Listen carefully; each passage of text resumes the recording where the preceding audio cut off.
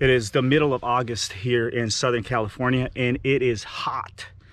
But I really want to bring this video to you. And this is for me to basically introduce my 2022 Santa Cruz Bronson MX mixed wheel size. So 29 up front, 27 and a half out back, 160 mils of travel in the front, 150 in the back. I just got this bike 2-3 weeks ago, maybe. I think this is my 4th ride, and I thought initially that I would need to put in a lot of miles in order to bring a well thought out review, first impressions, I guess.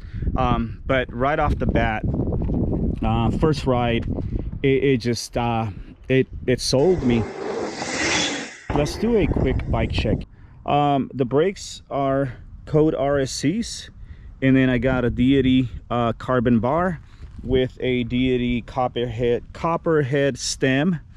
Working our way down, we got a Fox 38 Performance Elite. The hubs are Industry 9 101s. The rims are the Stans Flow MK4s, and aluminum tires. I do have the Versus tires, both front and rear.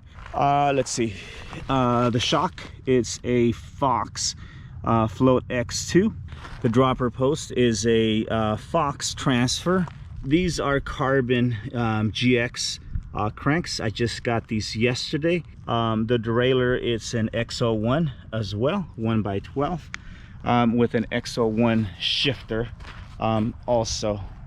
The saddle I am not too happy with. It's not comfortable, at least not to my liking, so that one is going to be replaced. These are my local trails. We don't have super technical steep climbs. They're pretty flowy on the way up. You know, some sections get a little techy, but no, they're not techy at all. So in terms of climbing, let me just get that out of the way.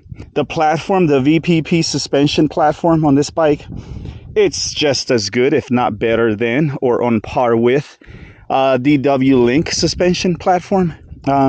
So yeah, it climbs really good, very supportive. It doesn't sacrifice anything in terms of, you know, plushness on the way down or suppleness. For me, because I did end up getting a large, I am 5'9". If you look at my height in the sizing scale for Santa Cruz, I am dead center in the middle of the medium and the large. The wheelbase is what, 1240, 1250 maybe, which puts it pretty stretched out. And so on the climbs, you know, the reach is 475. My preferred reach is 460. So not only is it long in terms of wheelbase stretched out, but it's also long in terms of reach, a little bit too long for me, but that's okay. I knew that going into it. We're gonna go down now, and I'll talk about, you know, what I like about the bike in terms of how it handles and how it feels on the descents. So let's do that now. I don't need any more travel than 160 and 150 for what I ride 98-99% of the time of the year. I like big enduro bikes, but as of lately, I'm leaning more towards a trail bike. I think this works really, really good. At no time have I felt yet that I don't have enough travel. That bottom half gets pretty technical and it gets pretty tight, and that's where I feel the length of the bike, but not too much, right? Not to where it gets in the way.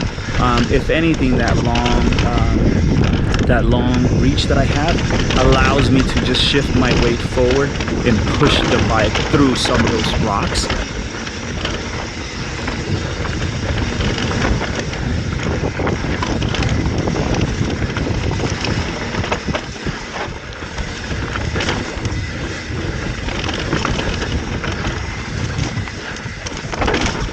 It's planted. And I know that's a buzzword, but this is what I mean about the wheelbase. A long wheelbase will keep the bike straight. other than my Meta SX, and actually I think this one beats it, it just holds a straight line with minimal effort. The middle of August in Southern California, and it is hot. All right, we're gonna go down this trail here. This is where I'm big on wheelbase, an example. And you'll see high speed, long wheelbase over the rough. Bike tends to stay straight, keep a straight line. It gives you confidence, gives you speed.